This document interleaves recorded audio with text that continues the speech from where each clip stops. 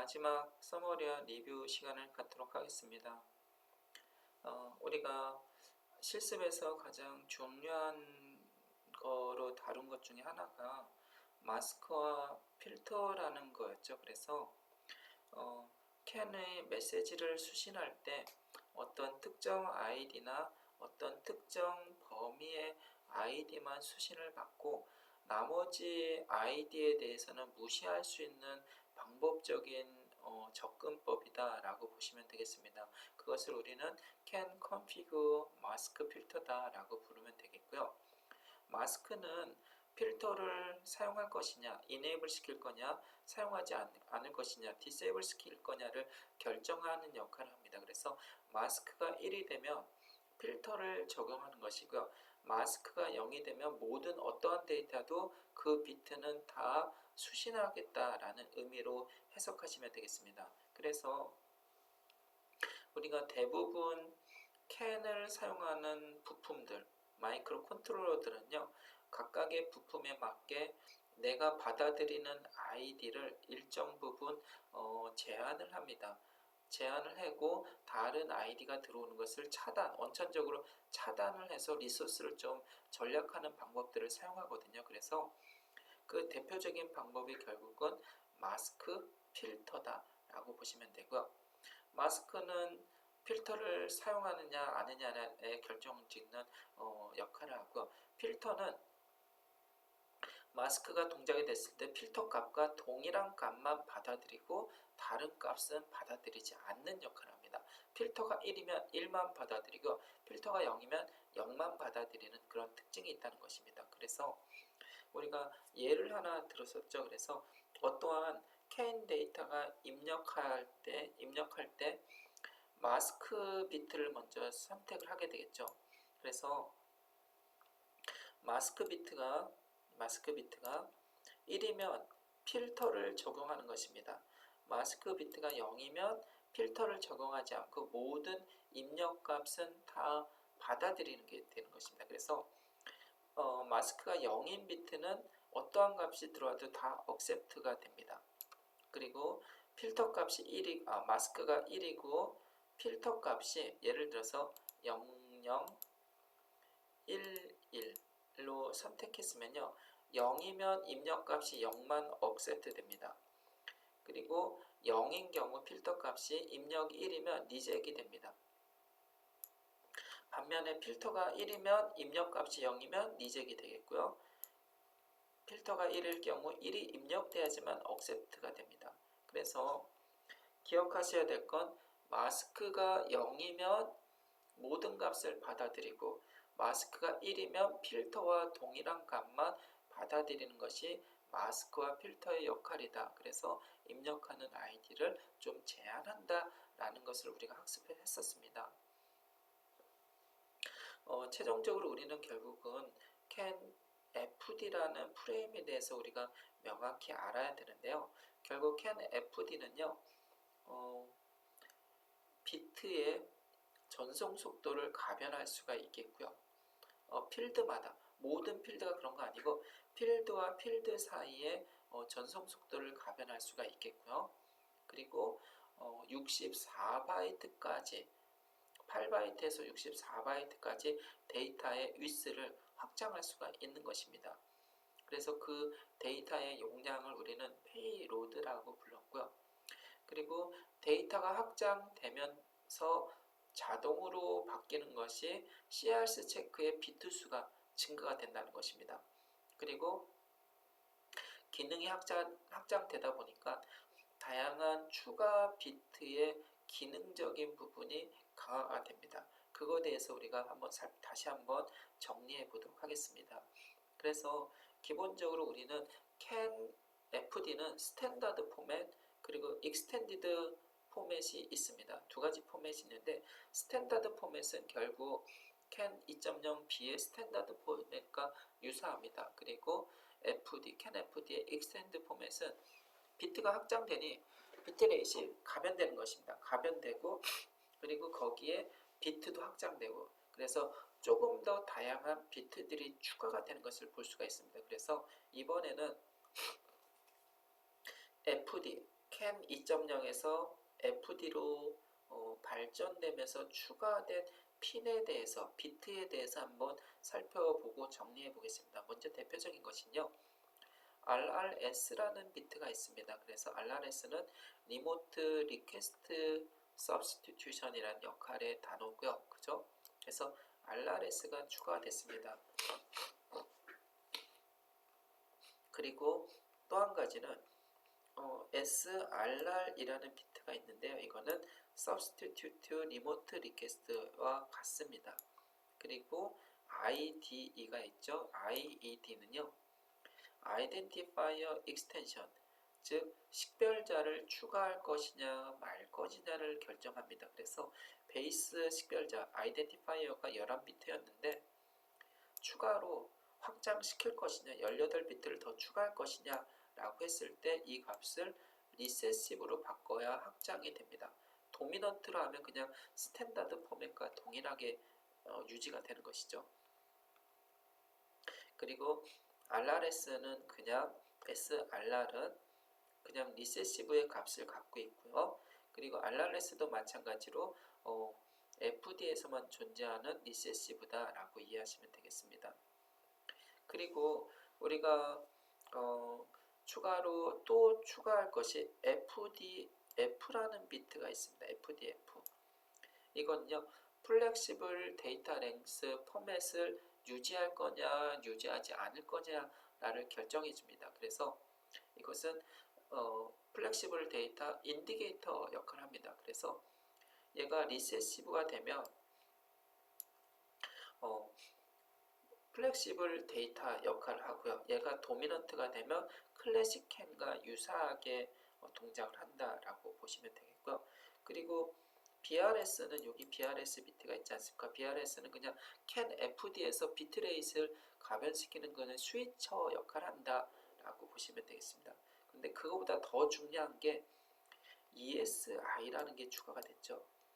캔 FD는 비트레이트이 가변되는 것뿐만 아니라 데이터가 8바이트에서 64바이트까지 확장되고 CRC 체크도 확장이 됐습니다. 그러다 보니까 신뢰성을 좀 더 강화시킬 필요성이 있는 것입니다.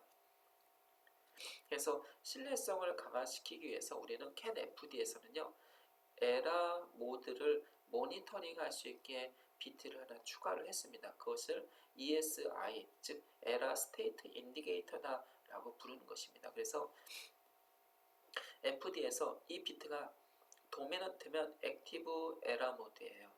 그리고 얘가 리세시브가 되면 패시브 에라 모드로 인디게이터가 바뀌는 것입니다. 그래서 액티브 상태냐, 에라가 적은 상태냐, 패시브 상태냐, 에라가 127개보다 이상 크냐, 그리고 버스 오프 상태냐, 즉 에라가 255를 넘어가느냐 라는 것을 이 ESI에서 설명을 해주는 것입니다. 그리고 데이터 랭스 코드가 4비트가 나옵니다. 페이지, 데이터 페이지죠. 데이터 컨트롤 페이지인데 바이트가 0부터 8바이트는요 그냥 클래식 캔하고 동일합니다. 그런데 만약에 전송 데이터가 20개의 바이트를 갖고 있으면 1, 0, 1, 1이라는 값을 갖겠고요. 바이트가 64바이트까지 확장되면 1, 1, 1, 1이라고 데이터 랭스 코드를 정의하게 되는 것입니다. 그래서 이 데이터 랭스 코드를 보고 실질적으로 데이터가 어떻게 입력되는지 우리가 확인해 볼 수가 있는 것입니다. 그리고 CAN FD에서 신뢰성을 강화시키기 위해서 우리는 픽스드 스토프 비트라는 것을 추가하게 됩니다. 4비트마다 하나씩 그것을 추가하는데요. 예를 들면 픽스드 스토프 비트가 존재하고요. 그리고 이 4비트 다음에 픽스드 스토프 비트, 또 4비트 다음에 픽스드 스토프 비트가 존재하는데 이것은 반전 비트를 하나씩 끼워 넣는 거죠. 그래서 픽스드 스토프 비트를 하나씩 끼워 넣어서 CRC를 좀 더 신뢰성 높게 강화를 시킨 것입니다. 그래서 4비트마다 FSB, 4비트마다 FSB가 이렇게 하나씩 추가되는 것을 볼 수가 있겠고요. 또 한 가지 이 CRC를 강화시킬 수 있는 방법 중에 하나가 페리트 비트라는 게 있습니다. 페리트라는 것은 전송된 1의 개수를 파악해서 에러를 검출하는 것입니다. 예를 들어서 페리티 비트는 이분 페리티, 오드 페리티, 홀수형 페리티와 짝수형 페리티 두 가지로 나눠지는데 이분 페리티로 설정하게 되면 전송된 1의 개수가 짝수를 맞추는 거예요. 그래서 전송된 게 만약에 1의 개수가 홀수면 이분 페리티 비트에 1을 추가해서 짝수를 만드는 거예요.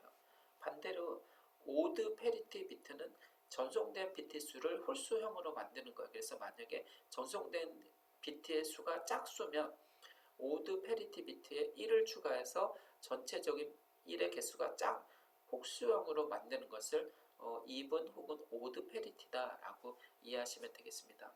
그래서 우리는 페이로드가 16바이트까지는 CRC 비트를 17개로 제한하고요. 반면에 16바이트보다 크고 64바이트까지는 21개의 CRC 비트를 확장을 한다. 그래서 신뢰성, CAN-FD에 대한 신뢰성을 좀 더 증가시킨다 라고 이해하시면 되겠습니다. 그래서 최종 CAN-FD에 대한 스탠다드 포맷에 대해서 한번 정리를 해봤습니다. 그래서 정리를 해보면 스타트업 프레임 그대로 오고요. 그죠? 그리고 아비테이션 필드가 오죠. 그래서 11개의 ID 값이 오고 그리고 딜리미터가 하나 오겠죠. 그리고 컨트롤 비트가 오고요. 컨트롤 필드, 데이터 필드, CRC 필드, CRC 체크 딜리미터가 한 비트 오고 에크놀로지 비트가 2비트, 엔드 오브 프레임, 인터미션 프레임이 3비트가 이렇게 구성이 되는 것은 CAN이 동일합니다. FD건 2.0이건. 그런데 FD면서 오면서 추가로 된 비트들이 있죠. 그것이 바로 ID이라는 거죠. ID를 확장할 것이냐 라는 비트가 있겠고요. 그리고 에러를 모니터링하는 에러 스테이트 인디게이터라는 것이 강화가 됐죠. 그래서 이러한 것들을 통해서 우리가 CAN 스탠다드 포맷을 확장할 수가 있겠고요. 그리고 나서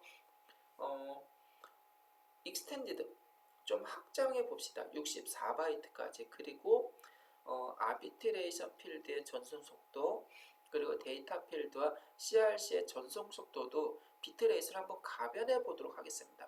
가변을 하기 위해서 반드시 전제 조건은 먼저 ID 값을 확장해야 되겠죠. 그래서 ID가 리세시브가 되죠. 그리고 인디게이터는 그냥 인디게이터 역할을 하고요. 그죠? 그리고 확장이 됨으로써 CRC 체크도 21비트까지 확장이 되겠죠. 그죠? 그래서 이러한 것들을 CAN-FD의 확장된 포맷이다 라고 우리는 정의할 수가 있습니다. 그래서 16바이트 그리고 20바이트 이상의 스탠다드 포맷과 익스텐드 포맷을 각각 우리가 구별했고요. 그리고 기억하실 것은 이 익스텐드 포맷에서 CRC는 스토프 비트가 4비트마다 픽스드 고정형으로 하나씩 추가가 되고요. 그리고 페리티 비트도 4비트 단에서 포함이 돼서 에러를 한 번 더 검출하는 역할로 작용을 한다라고 이해하시기 되기 바랍니다. 그리고 마지막으로 우리가 최종적으로 실험을 했죠. 그래서 우리가 실험한 환경을 좀 이해를 하면은 거기에 적용된 CAN의 스펙, 그리고 마스크와 필터의 스펙, 그리고 거기에 사용된 이벨루에이션 보드, 그리고 CAN 버스 어널라이저에 대해서 학습을 해서 우리가 최종적으로 완성할 수가 있게 되는 거죠. CAN에 대해서. 그래서 기억할 것은 마스크와 필터의 역할, 그리고 두 번째는 이벨루에이션 보드는 마이크로칩에서 SM-C21 엑스플레인 프로 이벨루에이션 키트다. 그래서 중요한 건 여기에 들어가는 것은 32비트 프로세서인 코텍스 시리즈를 반드시 넣어야 된다. 32비트가 들어가야 CAN이 비로소 정상적으로 동작되고 제어된다라고 보시면 되겠고요. 마찬가지로 종단 저항이 있겠고요. 종단 저항은 CAN 하이와 CAN 로우 사이에 적용이 되고요. 그리고 CAN에 대한 리시버, 트랜스미터에 대한 다양한 데이터를 모니터링할 수 있는 것을 CAN 버스 어널라이저라는 게 있었죠. 그래서 이것을 이용해서 우리가 데이터 롤링 데이터를 확인해 볼 수가 있었고요. 또 한 가지 캔 내에서는 저속으로 데이터를 보낼 것인가 고속으로 보낼 것인가를 서로 맞춰야 되죠. 그래서 우리는 실험할 때는 500K bps라는 것을 이용을 했습니다. 그래서 이러한 실험을 베이스로 우리는 캔에 대해서 최종 정리를 해볼 수가 있었던 것입니다. 그래서 15주에 걸쳐서 우리가 ITS, 오토노머스 드라이빙, ODB, 캔, 린 다양한 시스템에 대해서 살펴보았습니다. 그래서 이러한 과정이 여러분의 진로와 개발에 많은 도움이 되기를 바라고 수업을 최종적으로 마치겠습니다. 감사합니다.